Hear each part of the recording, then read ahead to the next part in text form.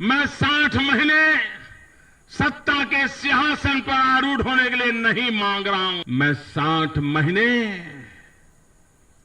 एक चौकीदार बनने के लिए मांग रहा हूं। नमस्कार, मैं अभिसार शर्मा। दोस्तों, ये जो खबर है ना, ये सिर्फ अटकल नहीं है, ये देश की राजनीति का सबसे बड़ा सस्पेंस बन चुकी है। प्रधानमंत्री नरेंद्र मोदी, वही शख्स जो कहते थे मैं फकीर हूं, झोला उठाऊंगा और चल दूंगा। बताइए क्या कर लेंगे?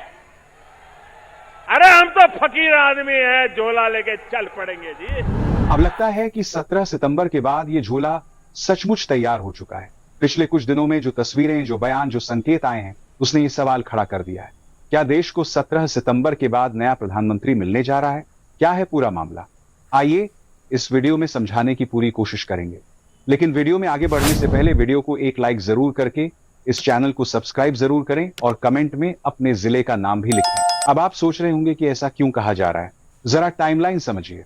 प्रधानमंत्री मोदी 75 साल के होने वाले हैं। बीजेपी के अपने संविधान में 75 पार के नेताओं के लिए रिटायरमेंट की परंपरा रही है। आडवाणी से लेकर मुरली मनोहर जोशी तक ये उम्र सीमा सिर्फ किताबों में नहीं, पार्टी के फैसलों में दिखी है। और फिर 7 सितंबर की वह तस्वीर, भाजपा सांसदों की 2 दिन की वर्कशॉप में प्रधानमंत्री पहुंचे, मंच पर आए और रिटायरमेंट को लेकर संकेत दे गए।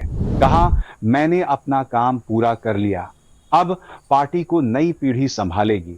भले ही शब्द अलग थे लेकिन संदेश साफ था। दोस्तों ध्यान दीजिए, ये वही मोदी हैं जो हमेशा चुनाव को अगले चुनाव तक खींचते हैं। लेकिन अब अचानक काम निपटाने की जल्दी क्यों? पेंडिंग पड़े फैसले अचानक क्यों पूरे किए जा रहे हैं? क्यों हर मीटिंग, हर भाषण में सेवा का अवसर पूरा हो रहा है जैसी बातें सुनाई दे रही हैं? कहीं ऐसा तो नहीं कि झोला उठाने की तैयारी शुरू हो चुकी है? और अगर ऐसा है तो सबसे बड़ा सवाल यही है, मोदी के बाद कौन कौन बनेगा? बीजेपी का अगला चेहरा कौन संभालेगा दिल्ली की गद्दी? दोस्तों, राजनीति में तारीखें यूं ही नहीं तय होती।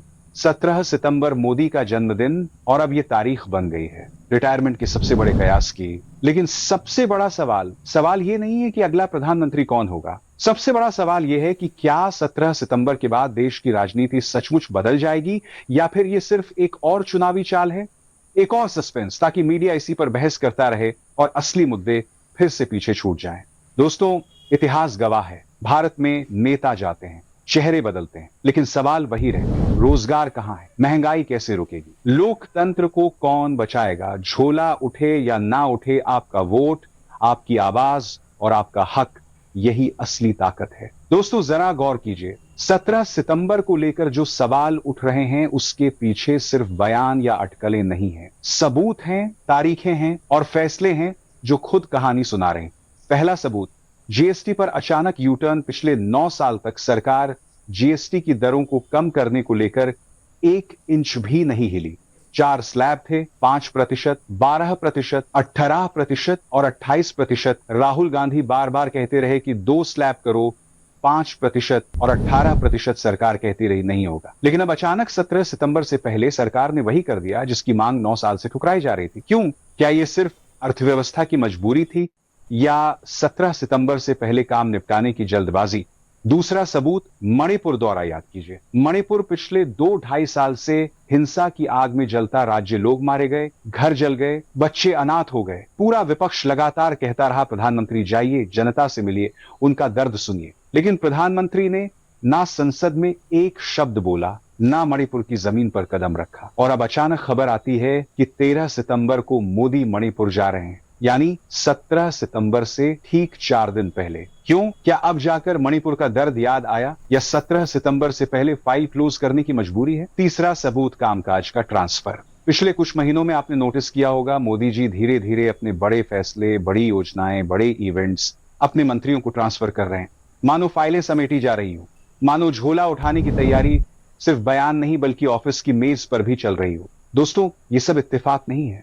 9 साल की हठधर्मिता अचानक बदलना, मणिपुर जैसी त्रासदी को अचानक याद करना और कामकाज को धीरे धीरे सौंपना, ये सब संकेत हैं। सवाल यही है कि क्या 17 सितंबर को देश को कोई बड़ा ऐलान सुनने को मिलेगा? क्या यह तारीख सिर्फ जन्मदिन है या राजनीतिक रिटायरमेंट का काउंटडाउन? लेकिन दोस्तों याद रखिए, तारीख चाहे 17 सितंबर हो या कोई और दिन, हमारा लोकतंत्र किसी एक चेहरे पर नहीं टिका है।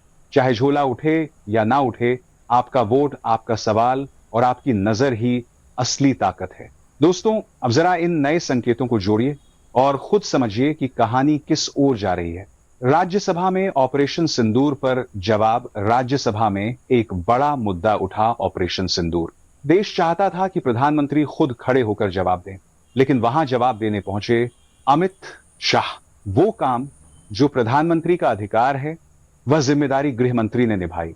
ये सिर्फ एक संयोग है या सत्ता के भीतर जिम्मेदारियों के नए बंटवारे का संदेश? विदेश यात्रा रद्द, वो भी यूनाइटेड नेशन की। आप जानते हैं कि प्रधानमंत्री मोदी को विदेश यात्राएं कितनी पसंद है, मोदी के भाषणों को, लेकिन यूएन जनरल असेंबली हमेशा सुर्खियों में रहती है।